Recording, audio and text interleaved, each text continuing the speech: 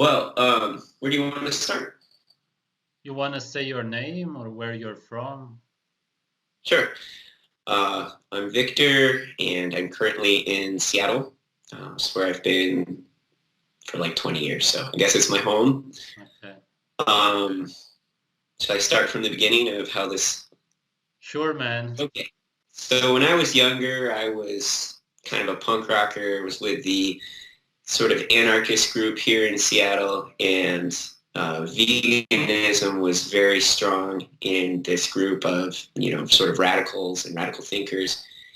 And that's when I first started experimenting with veganism, probably in the early 90s, like before there was books, before there was the internet. And we didn't even know we had to take B12, for example. Like there was just nothing out there, very little. You'd get some zines, and people would write about it, their experience in zines. That was the YouTube of the day. And I tried two different times veganism then. And both times just fell real flat on my face, tired, like no energy, just wasn't good.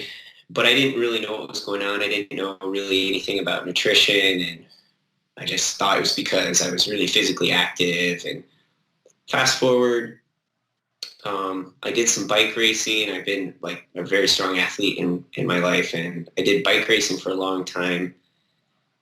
And then I moved into, that's when I first started cutting out carbs, but I didn't up my fat. And I started taking a huge ton of supplements. And it actually like shortened my bike racing career because I started having like intense joint pain. When was this? And When was this? oh, Just when so I was this? understand. It'd be like mid 2000, Okay. somewhere around there. Yeah, like 2004, 5, all the way up to 11. Yeah. So I started going on that like no carb because that's when I first heard about sort of the idea of paleo, and I thought, oh, that's what I was doing wrong with veganism. And I was reading all of these books on how to cut weight for cycling because you have to be lean. It's just physics. You don't want to pull any more um, weight around than possible, right? So I started just eating this really protein heavy diet with tons of supplements, like no carbs, and I did like drop a lot of weight and I got really light, but then I started having like bad joint pains and then back pain, and I quit bike racing, and I started doing like some lifting, and then started doing even more supplementing because that's what you do, right? You got to do your precursors, and you have to have your muscle stack and all this garbage. And it got worse and worse. It got to the point where the inflammation in my body was so bad that I like literally had a hard time getting out of bed. I would have to like swing my legs over and then kind of do this crawl thing where it felt like I was going to throw my back out. And I was seeing the chiropractor all of the time. And I, I thought, they had suggested that I have a fusion in my lower spine because I had been hit. I'd been in an accident and been hit on my bike by a car. I just had some spinal damage there. Mm. Um, and I really started developing this so I started taking a lot of ibuprofen as well to deal with the inflammation. And it just kind of like started compounding. And I hit this point where I was like, I'm going to be in a wheelchair or using a walker before I'm 50. I've got to do something. I started doing researching, of course, and that's where I found raw veganism Oh. and doing raw vegan flushes and cleanses. And this was about 2010, maybe into 2009. So I went full for it. I was like, I've got to do something because I can't stand this pain that I'm in and like what my body's doing. But at that time, I was also like very muscular and very lean. So my body composition was good, but my systemic inflammation was just terrible. It was terrible. And I really thought after I started reading about juice flushes and raw veganism, I was convinced it was about the heavy meat diet. that was where I was at with that. I was like, well, clearly I've eaten too much meat and I took a lot of, casein and whey and these kind of things. So I jumped all the way into raw veganism, and I've, within 2 weeks, found 30 bad. Went straight for the fruit because I knew I needed, as an athlete, the energy. I never went the high fat raw as some people do. Mm-hmm. And of course, my inflammation went away within like 30 days because I got off all the supplements as well. Like I went 100% natural hygiene, no salts, no supplements, just natural hygiene. And yeah, to me, it was a miracle. I mean, it was the thing that like, I was like, holy crap, all of my inflammation's gone. I'm healed. I'm not going to have surgery. Everything is golden. And within, I started basically in the first of the year. Within 3 months, I was running again, and I hadn't been able to cycle or anything of that because of my knees and my joints. So I ran my first half marathon within 3 months. I ran my first marathon on June 20th, I think 2011, and I killed it. And I mean, I had that like first year experience that a lot of people have when they go high fruit raw, and I got incredibly lean, but I still had all the muscles from the previous years. Mm-hmm. And as you've mentioned before, and I see is really true, and I've mentioned this as well, these stored nutrients. People have such a good experience with the first part of fruitarianism because they're living off of all of their stored nutrients. And yeah, the first year was awesome. And because of, I was outspoken and very passionate about how it healed me and kind of my physique that came along with it, I quickly became kind of very active in the community. I had a channel back then that had a lot of subscribers. I had people constantly asking me to be a health coach and all this kind of stuff. Although I never did. I said, that's not what I do. I have this other career thing in my life. This is just a hobby. So fast forward. I will get back to this, but there were challenges just remaining there after the first couple of months where like I don't crave sugar at all or fat, and from the fruits and vegetables. And so I would like to get back to that in a little bit. But so 18 months after I first went raw vegan, high fruit, I had a period in the winter. So I was back in the winter months, and I would have this like intense pain coming down into my teeth.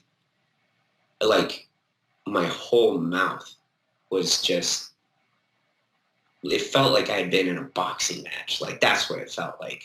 It was just this deep ache. And then I was having a hard time sleeping, and then I just had this tooth just break open. Oh, wow. And I don't even know what I was eating. It was like a nut pate or something. It wasn't even anything hard, and it just cracked open. And I was crunching on it, and I was like, what is in this food? And then I was like, pulled it out, this chunk of my tooth. And I was like, what the hell? And so I've always had amazing teeth. I never had a single cavity in my entire life up to year 35. Like nothing. Like I always go in, they take x-rays, and they're like, you look awesome. See you next year, And I couldn't believe it. And then I started like going, what's going on with my teeth? And I started looking closer, and like, if you have good teeth, you don't look at them very carefully. It's not like something I brush and I do some hygiene, but never really like look too closely. Start seeing the gum lines are way up here. My teeth are looking like see-through in a couple places, and blah, blah, blah. Just problematic. Like, and I knew that pain that I was feeling, and they always tell you like this is happening or that's happening, you're detoxing, right? That's the story. Oh, you're detoxing out all that nasty animal protein or whatever. But I started getting really concerned at that point. That was the first red flag. But then once you're committed to the cause, then of course your next step is, well, I have to look into supplementation at this point, right? Because I'm not sustaining this.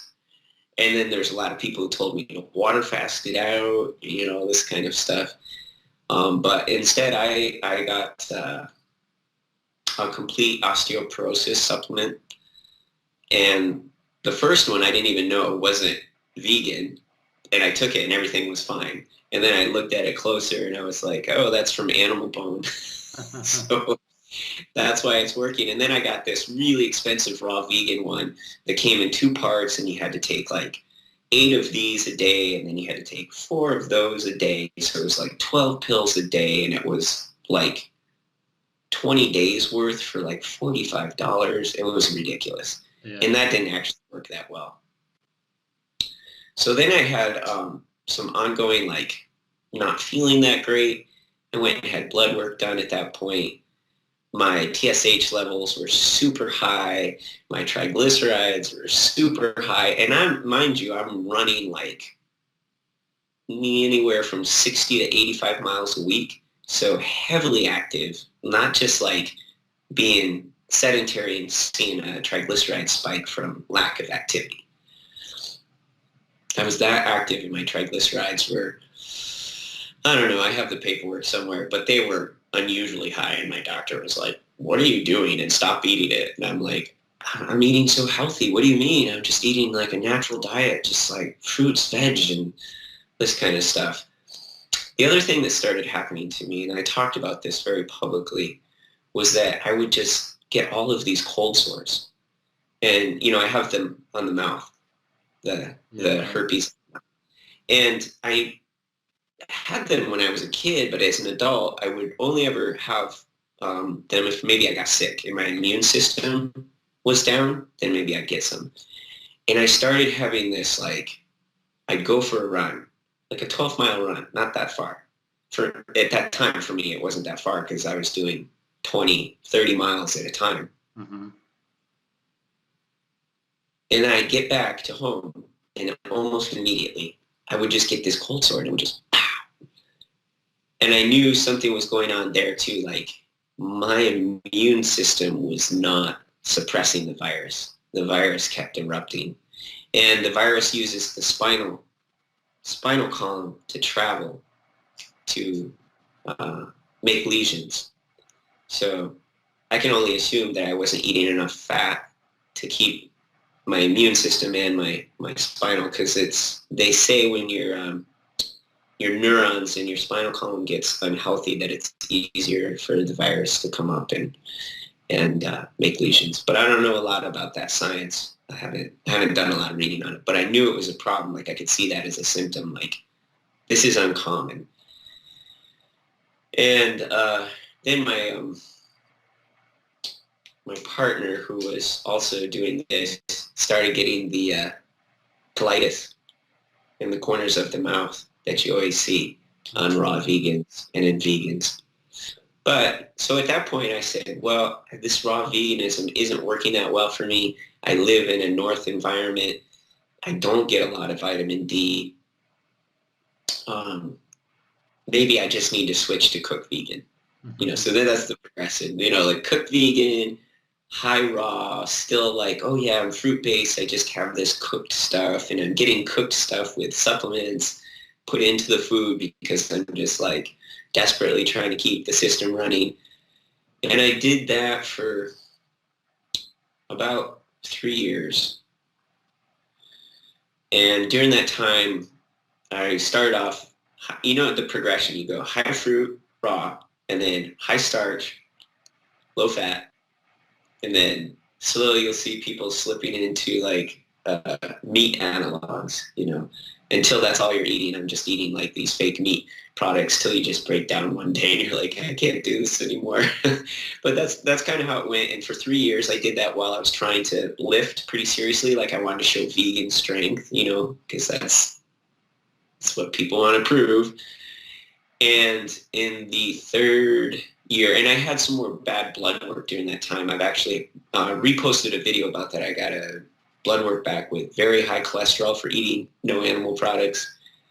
And same thing, my doctor's like, what are you eating? Like, I've never, I've had the same doctor for a long time. He's like, I've never seen your blood work like this. What's going on? I'm like, I don't know. I'm just eating a vegan diet, but you start mixing the starches with the fats, with the meat analogs, are just tons of oils in those too, fractured oil, and it just spiked my blood work. And then in the last year, and I typed to you about this, I started getting bloody noses. Right. And I went to my doctor about it, and he was like, well, people get bloody noses. And I was like, no, I'm getting regular bloody noses. That's not normal. And he's like, well, you're powerlifting, right? And I'm like, yeah. And he's like, well, you probably just burst something in your nose. And he took a look at my nose, and there was like some ruptured blood vessels, so like weak connective tissue or something. Mm-hmm. And I was like, okay. He's like, it'll be fine. Give it a couple weeks. And he said, if it doesn't go away, we'll cauterize it. We'll go in and we'll cauterize. And I kept getting more and more bloody noses as the time went on. And I had one day where I had 4 bloody noses in a day. And I was like, I'm done. This is not normal. This is wrong. Like, and I have to stop playing this denial game. And you start thinking back to the first symptoms, your first cracked tooth, and then how you've been putting Band-Aids on all the way along.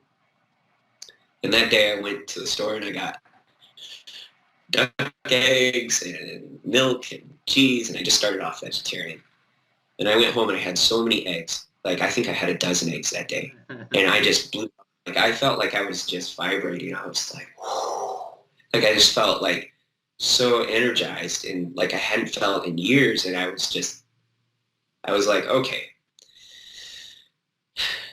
we have to come to terms with this. And it's a psychological process, because you've bought into veganism, you've bought into this whole thing, and you've helped others get into it, and you've like, now what?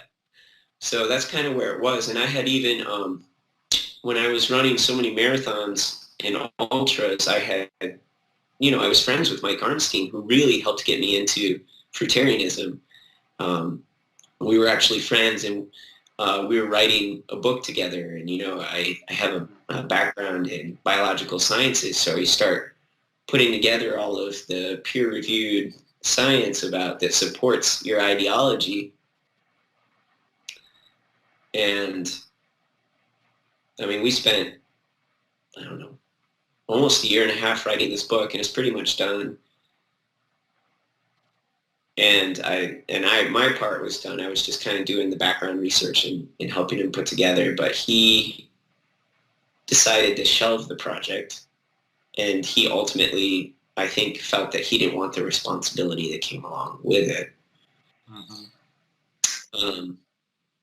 Whatever that means, whether it's peddling and selling, or, dealing with people who are contacting, asking questions or having problems, kind of thing. But I also found out along the way, like, how many, like, a lot of people contacted me off the record because they knew that I have a background in science, and they were contacting me with problems. And that was the other thing that I couldn't deny. The whole time along the way, like, how many people contacted me with issues and wanted me to try to help them, like, sort it out, or tell them what kind of supplement they could take, or what they need to eat more of that's going to have X, Y, and Z. And they're like listing all of these symptoms. And like every week I was getting, like, when I was really active on YouTube, I spent hours and hours every week, like, trying to help people and answer questions. And during that time, I learned about how many of these, raw guru people are eating fish and fish oil and like raw milk and all this other kind of crap off the side. And they're not saying that they're still raw because they're eating whatever raw things off to the side, sashimi once in a while, or, a little bit of raw yogurt or this sort of thing.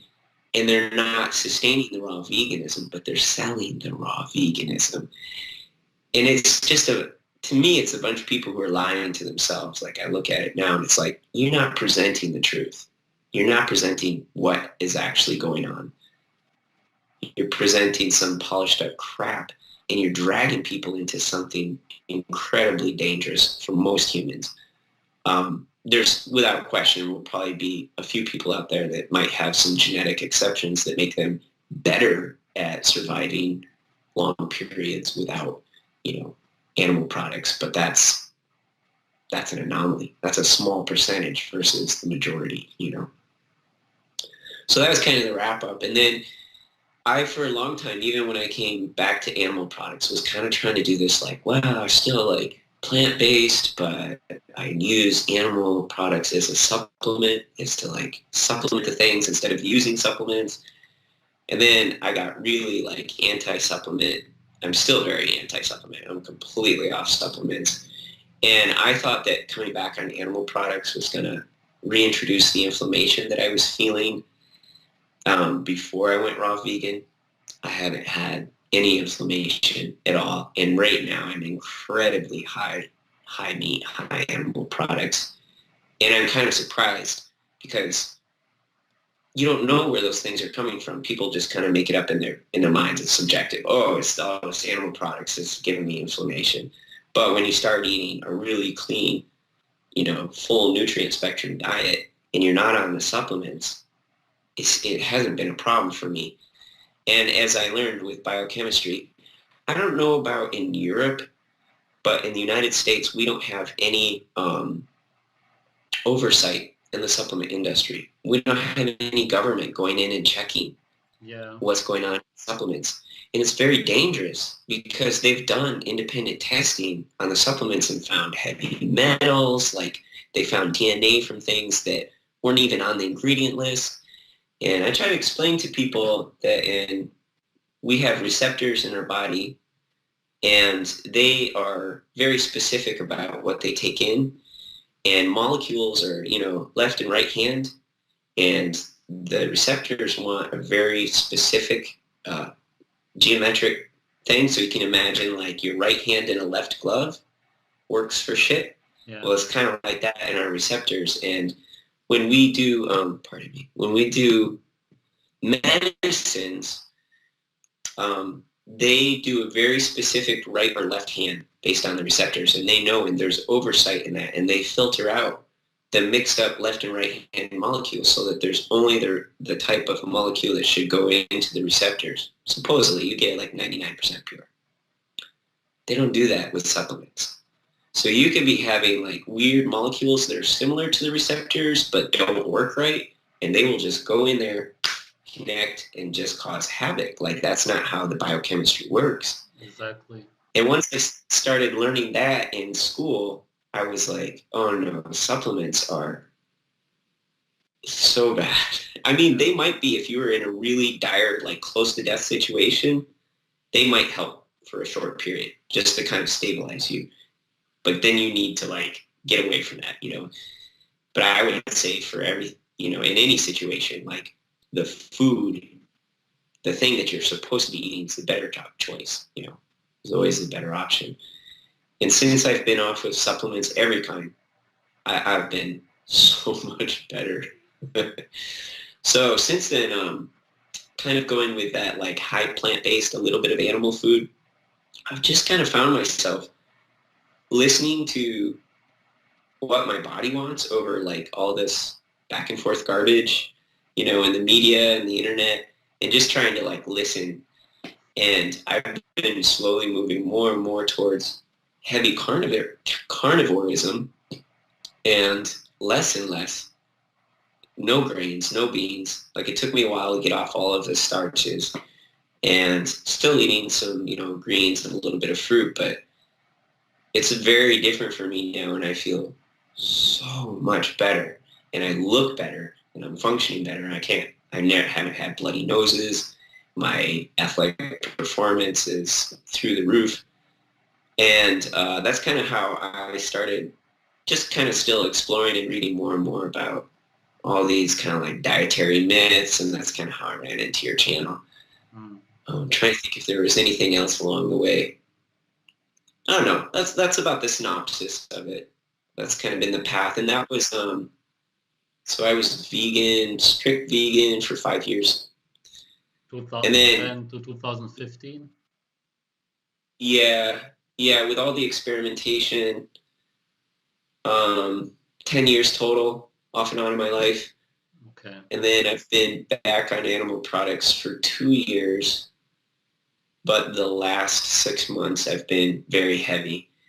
And then I've been slowly progressing into more ketogenic, um, because I feel better on fat. And like I tried to like hear all this stuff about carbohydrates, like your body runs on it, your brain runs on it, and all this kind of stuff. But I would just be up and down all day long.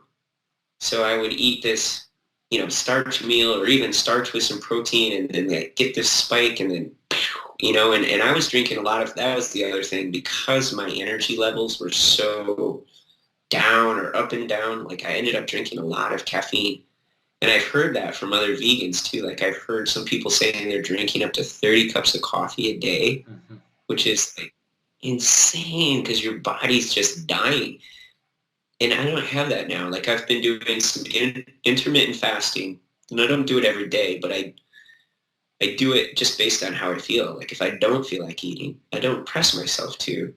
And with more, and I'm not 100% keto. Like I eat some fruits, and I kind of go up and down. But with lifting, I kind of try to make sure I'm having some sugars because I want to get the mass. I want to put on some more mass. Um, but I just don't feel that. I just feel so even. It's amazing. And yesterday, so I've been just starting to incorporate some raw meats, which is something that, of course, I was terrified about. Mm-hmm. Totally terrified, because of that whole belief system. But then I started looking back through traditional meals and thinking about like how humans have come so long, and raw meats have been traditional meals forever. And so I started off with some tartars, some oysters, some raw seafood, and it's been like I can feel it going to that next level. Yesterday I did I had come off a day of all raw meat, seafood, tartars. I did have some blue rare steak and some greens and a pear, but essentially very raw meat day. And I had to do a bench test because I'm going into a training cycle for a powerlifting competition. And I blew my personal best bench by 20 pounds, which is a lot. Yeah. I mean, that's a really huge jump. And there's nothing that's changed. And I had been in a car accident this year, and I had to take some time off of some lifting because had whiplash.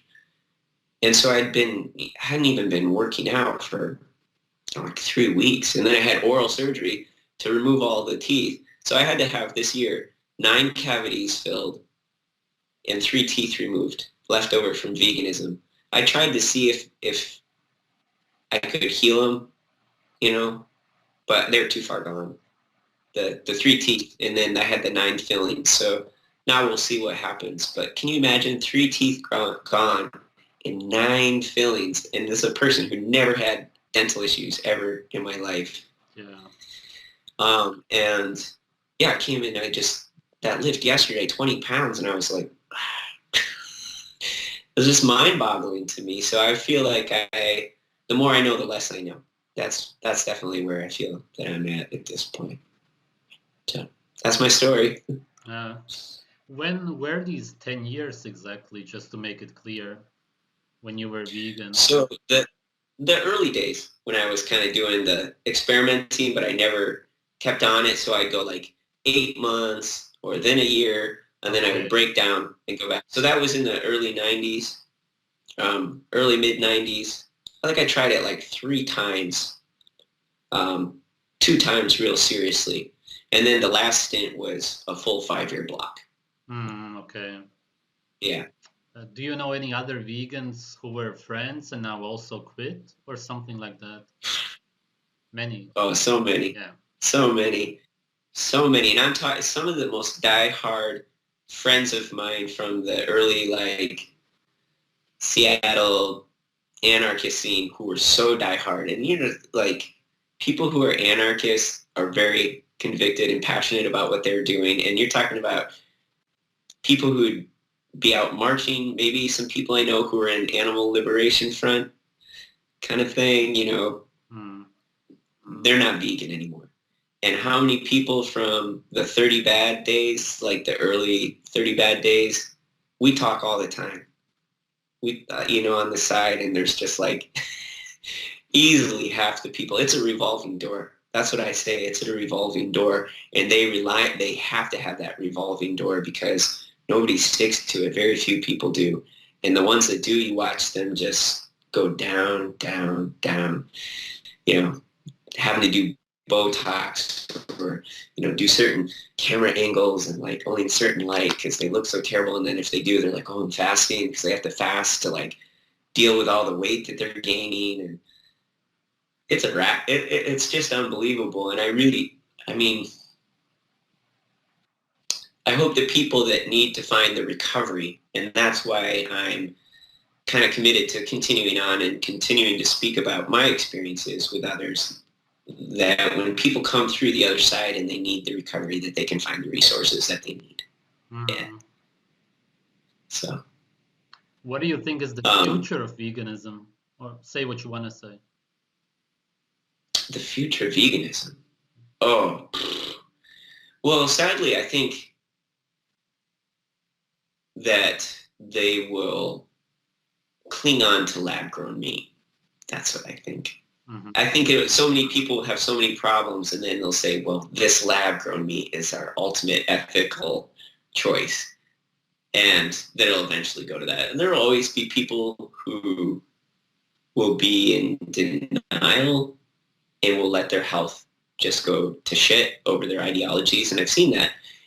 But I always say, like, hey, if that's your belief system and that's what you choose, that's fine. But be very clear about your experience, that you choose your philosophy over your personal well-being. Mm-hmm. So why? And that's fine if that's what you want to do. If you want to say, yeah, maybe I'm not going to be as healthy. I had one guy tell me very straightforward. He said, yeah, I probably could be healthier if I ate animal products, but I'm just not willing to do that. Okay, fine. Cool. But don't try to sell it as your health, some health-saving diet, because it's not. It might be a good thing for people who are really obese to do for a quick, short while, just to like change their eating and get used to moving into a healthier eating system. Sure, it's helped people in a very short term, sort of way, but it's not going to last.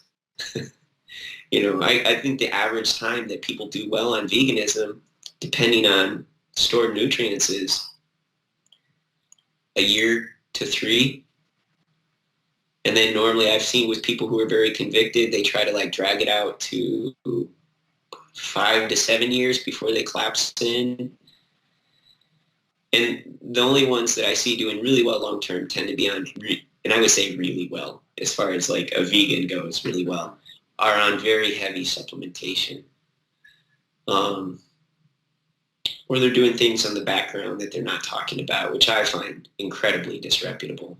Taking a little fish oil here, doing a little this, that here, but not talking about it. There's a number of so-called vegans that are taking heavy fish oil on the side and stuff like that. So. Why do those people do it for so long? Why do they not quit if their health suffers? And why did you do it for 10 years? Was it because of the animals? Well, for me, it was really largely about the environment and as a protest against modern farming. So I grew up on a farm, and I know how farm animals are treated. I know how they act. I've milked. I grew up drinking full cream milk right out of the cow. Delicious, by the way. um, and I am very against industrial farming. So for me, and it's difficult where I'm at here, I've now just finally sourced a really good family farm that I'm working with. But it can be very difficult in the United States to find good quality animal products. I mean, they are feeding a new trend in the United States is to take candy like Skittles and Snickers and candy bars and candies that are outdated, and the farmers buy them in bulk. So it's like past due, and it's all this garbage with chemicals and colors and all this crap, fake oils, trans fatty acids, and they buy it in bulk from these candy places because it's cheap as hell, and they feed it to the animals. They mix it, they cut the feed with it, and because it makes their production dollars, their bottom line bigger. And that's what people are eating from the stores in the United States, and that's part of the reason why we have so many chronic health issues here. Is like the quality of food is shit, and it's very difficult to find good quality food here. And that's why I have start my own food forest to grow my own foods. But I don't have enough land here to do animals. I only have 1 acre, so maybe I could do some chickens. I've been thinking about that. And I've picked up hunting and fishing to supplement. But I finally found a good farm here to work with, and I'm really excited about that. But yeah, for me, it was a bit of protest, both environmentally and just consumer-wise. Like, I don't want to support that industry. And environmentally here, the farms, the government doesn't make the industrial farms keep the environment clean. So they're dumping all this shit into the ecosystems, and it's destroying our country here. The wildlife, the oceans, the rivers, and I find that very upsetting. So for me, it was really it started as environmentalism, but then as I got more into it, I started having if we don't have to treat animals and eat them, then better, if we can live on plants, better. But I never had to me, I never felt that eating an animal was unnatural or went against our biology.